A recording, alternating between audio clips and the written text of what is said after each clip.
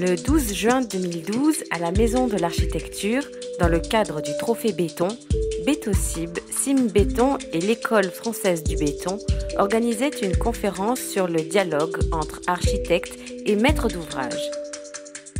C'est Paul Andreu qui avait qualifié ça à une époque en disant le béton est notre pierre. C'est un peu une drogue dure pour les architectes. Cette espèce de sensualité qu'on arrive à faire avec le béton quand il y a un peu cette irrégularité de la surface, la lumière qui coule dessus, ça crée un peu un phénomène d'accoutumance. Ça libère beaucoup de potentiel. Les grandes entreprises, elles recherchent de l'image, de la qualité, quelque chose qui soit différent du concurrent. Et finalement, quoi de mieux que l'architecture créative pour y arriver. On accompagne l'architecte tout le long, jusqu'à la livraison. C'est important de rendre public et d'avoir en public ces dialogues architectes et maîtres d'ouvrage, parce que c'est la vie de l'architecture, c'est la vraie vie de l'architecte. C'est la pierre d'achoppement de tout projet, la discussion et l'échange entre personnalités qui sont parties prenantes d'un même projet, mais avec des points de vue différents. Si on n'a pas un bon client en face de nous, forcément le projet va pas être compris, donc va être mal construit, mal interprété.